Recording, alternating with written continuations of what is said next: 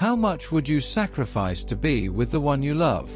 For Obinna, the answer was everything, until his family threatened to cast him out for choosing Amara, a woman from the Osu caste. Torn between a love that defied tradition and a family bound by ancient beliefs, he faced a choice no son should have to make. But just as he prepared to fight for Amara, a stranger appeared in his life, and Obinna's world was thrown into chaos. Like and subscribe. Obinna's mind raced as he boarded the plane bound for Lagos. He was returning to Nigeria to finally settle a brewing storm with his family. For years, he'd lived abroad, finding his own path and, most importantly, finding love with Amara.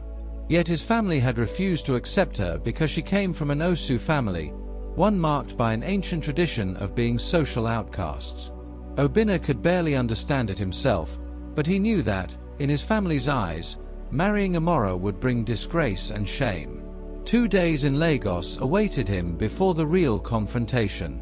Obinna knew he needed time to unwind and prepare himself for what would likely be a heated battle. He checked into a hotel in Victoria Island, intent on clearing his head and keeping his spirits high. But as the evening wore on, loneliness crept in, along with the stress of the situation awaiting him back home. On an impulse, he reached for his phone and, feeling that maybe he needed company, called a service. The escort arrived an hour later. She was tall, elegant, with a presence that held an almost disarming charm. She introduced herself simply as Ephema. Sitting across from him in the hotel suite, her eyes were sharp, observant, but also filled with a warmth that surprised him. Obinna found himself opening up in ways he hadn't expected. They talked about his life abroad, his career, and eventually, Amara. He didn't mention her name, but he shared enough for Ephema to understand that he was in love with someone who wasn't accepted by his family. "I can't understand how my family is so blinded by tradition," he confided, frustration seeping through his words. "They'd rather I marry a stranger than let me be with the woman I love." Ephema listened quietly, then shrugged lightly, a soft smile on her face. "Traditions can be stubborn things," she said, "but love, true love, has a way of breaking even the strongest walls." Her words stayed with him longer than he'd expected. They spoke for hours and enjoyed their time together, but as dawn approached, Obinna knew he had to rest. Ephema left, slipping back into the night as if she had only been a dream. Little did he know how this brief encounter would soon follow him. After his 2 days in Lagos, Obinna traveled back to his family's village, nerves jangling as he approached the home he hadn't seen in years. His mother was the first to greet him, her joy at his return quickly overshadowed by a stern expression when he brought up Amara. "Obinna, you know our family's place in this village. You cannot marry an Osu," she said, voice firm. "Do you want to disgrace us?" Obinna's heart sank. His father joined, his tone just as cold, while his siblings looked on silently, torn between tradition and their love for him. He argued passionately, reminding them of the values they had instilled in him, ones of kindness and understanding. "But she's just like us," he said desperately. "She has a family, dreams, feelings. Why should we treat her like she's less than us?" His mother's face hardened. "Because that's how it's been for generations, Obinna. We cannot change that." His father added, "People will shun our family if you do this. Are you prepared to live with that?" Frustrated, Obinna tried to reason with them, but they refused to budge. He left the house, anger simmering inside him, feeling more isolated than ever. He knew he wasn't only facing his family's rejection but also the condemnation of an entire community. In her own village, Amara faced her own battles. News of Obinna's family's disapproval had spread quickly, and now, even people she had once considered friends shunned her. The burden of being an Osu, outcast, weighed on her daily, and despite her inner strength, the scorn of others stung. On a warm afternoon, she went to the village stream to fetch water, hoping the familiar setting might bring her peace. As she approached, she spotted a group of girls around her age, gossiping and laughing loudly by the stream. Amara recognized them from her school days, but their laughter ceased as she neared. She tried to ignore the silence, dipping her pot into the cool water, hoping they would let her be. Instead, one of them, Uju, smirked and whispered loud enough for all to hear. "Look who it is, the Osu princess," Uju said, her voice dripping with sarcasm. "She actually thinks she can marry a freeborn." Another girl, Adana, chuckled mockingly. "Amara wants to marry Obinna, as if he would ever choose someone like her." The Osu girl dreaming above her place. The others snickered, and Amara felt heat rising to her face. She tried to ignore them, focusing on filling her pot, but Uju continued. "You should know your place, Amara," she sneered. "If I were you, I'd be ashamed to even look at a man like Obinna. People like you are born to stay in your place." Amara's grip tightened on her pot as she swallowed her frustration. She refused to let them see her falter. With her head held high, she lifted the filled pot, steadied herself, and walked away without a word. But the sting of their laughter stayed with her as she left the stream. Days later, on Amara's way back from the market, she overheard two women gossiping, their voices dripping with disdain. "Imagine an Osu thinking she can marry a freeborn. She's too ambitious," one of them scoffed. "Her mother should have taught her better. Those people are born to stay in their place," the other replied, casting a look of scorn in Amara's direction. Swallowing the lump in her throat, Amara walked home with her head held high, but the moment she stepped into her small house, the dam broke.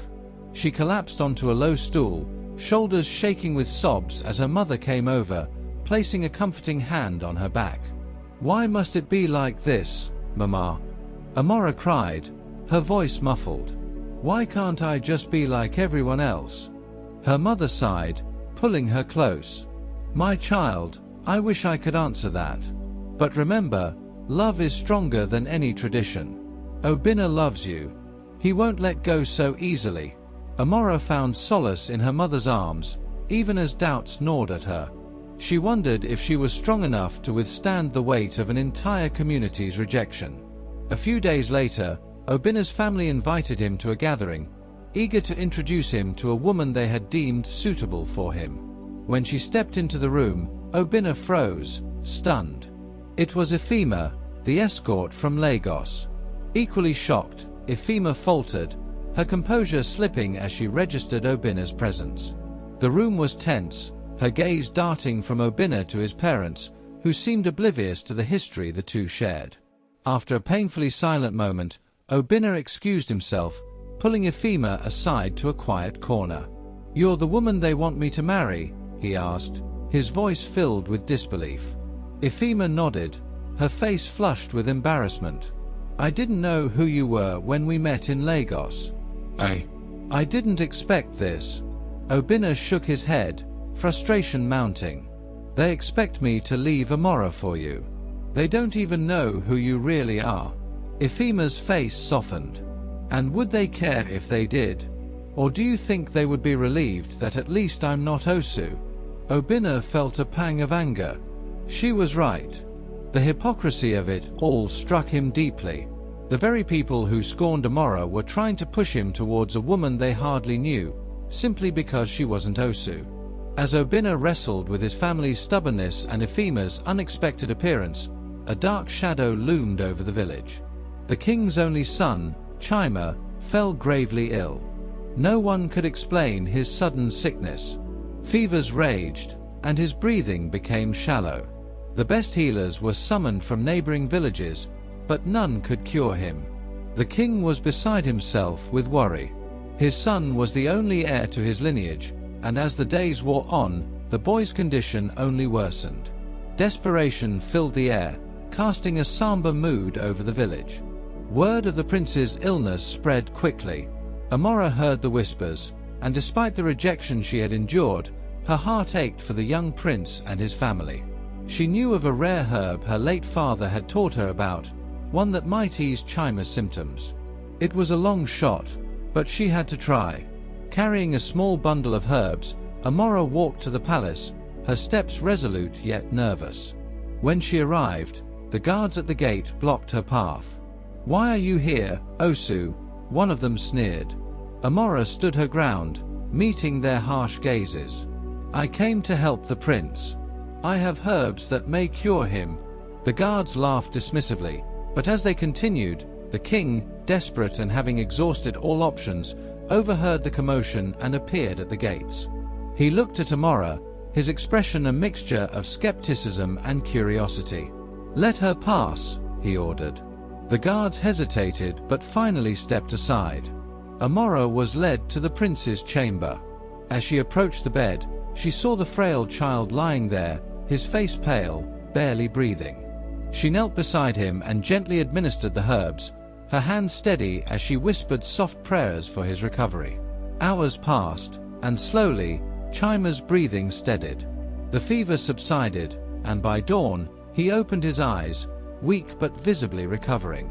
The king, witnessing his son's miraculous turnaround, was overcome with gratitude. Summoning Amara before the court, the king addressed the crowd, his voice filled with emotion. "Today, an Osu woman saved my son's life," he began, his gaze sweeping over his people. "For years, we have clung to a tradition that has divided us, that has branded our own people as outcasts. Today, I declare that the Osu tradition is no more." Gasps and whispers rippled through the crowd, shock mixed with understanding. Many had believed the tradition was unbreakable, an iron chain binding them to their ancestors' rules. But now, in the face of Amara's selfless act, they began to see the weight of their own prejudices.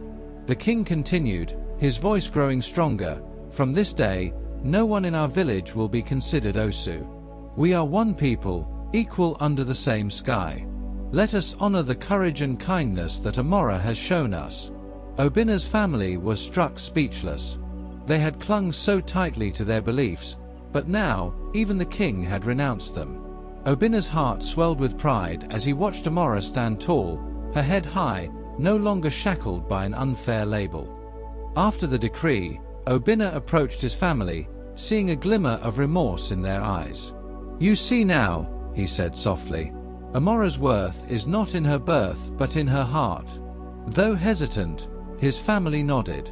They realized they could no longer argue against love or humanity. Obinna took Amara's hand, the weight of their trials lifting as they looked towards a future filled with hope and unity. For the first time, Amara's tears were those of joy. She was free, truly free. And with Obinna by her side, they would face the world together, no longer bound by the past. Thank you for watching. If you enjoyed this story and found it captivating, please consider sharing, liking, and subscribing to our YouTube channel, Chukwudi Alaulor Studio. We'd love to hear your thoughts on the story, so feel free to leave a comment. Your support means a lot to us. Thank you once again.